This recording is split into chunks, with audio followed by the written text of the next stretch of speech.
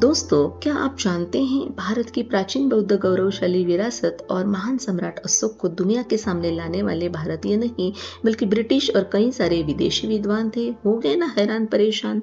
जब हम भारत के प्राचीन अनमोल बौद्ध संस्कृति को याद करते हैं तो चार्ल्स एलन जैसे ब्रिटिश लेखक की मेहनत और लगन को भी याद करना जरूरी है।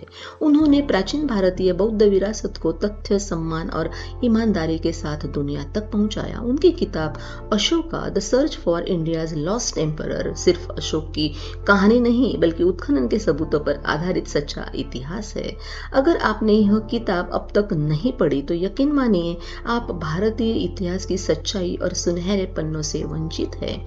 भारतीय प्राचीन इतिहास की पूरी सच्चाई जानने के लिए यह किताब जरूर पढ़ें। कलिंग युद्ध में हुई जीवहानि, भयानक रक्तपात और जनता के आक्रोश ने अशोक का तन मन पूरी तरह से हिला दिया। यही से उनकी सोच अहिंसा में बदल गई। उड़ीसा जोगड़ गांव गंजाम में मिला उनका 13वां शिलालेख। उसमें अशोक ने अपने पश्चाताप और दुख के साथ प्रजा से माफी मांगी। दोस्तों, दुनिया का पहला और एकमात्र सम्राट जिसने कलिंग युद्ध के बाद अपना गुनाह कबूल करके जनता से माफी मांगी। उन्होंने युद्ध विजय का आनंद नहीं बल्कि बुद्ध धम्म के अहिंसा, करुणा और शांति को अपनाया। इसके कारण कलिंग युद्ध के बाद उनके साम्राज्य में शांतता, खुशहाली और समृद्धि थी। इसी काल में तो भारत को सोने की चिड़िया कहते थे। उस वक्त दुनिया का जीडीपी में भारत का हिस्सा 33% था।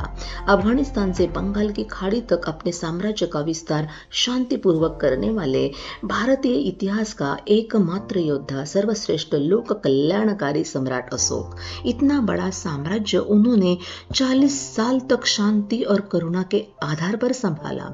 बेटा भिक्खु महेंद्र और बेटी भिक्खुनी को राजगद्दी पर नहीं बल्कि उन्हें बुद्ध धम्म के प्रचार प्रसार हेतु श्रीलंका भेजा। चार्ल्स एलन लिखते हैं, सम्राट अशोक भारत के असली राष्ट्रपिता थे। वह पहला ऐसा राजा था जिसने पूरे भारत को एक साथ लाया और महात्मा गांधी से लगभग 2300 साल पहले ही अहिंसा और नैतिकता से जीत का संदेश फैलाया था। हमारे राष्ट्रध्वज पर अशोक चक्र, भारत की राजमुद्रा के सिंह हमारे सम्राट अशोक की याद दिलाते हैं। सम्राट अशोक के अच्छाई और सच्चाई के इससे बड़े सबूत और क्या हो सकते हैं। लेकिन दुख की बात, पाखंडी इतिहासकार, राजनीति और पाखंड फैलाने वाले लोगों ने बौद्ध सम्राट अशोक की सच्चाई हर भारतीय से छुपा दी। दोस्तों, क्या आपको नहीं लगता कि भारत को अशोक चक्र और राजमुद्रा देने वाला सम्राट अशोक की सच्चाई हर भारतीय को पता होना चाहिए? कमेंट करके जरूर बताएं। मिलते हैं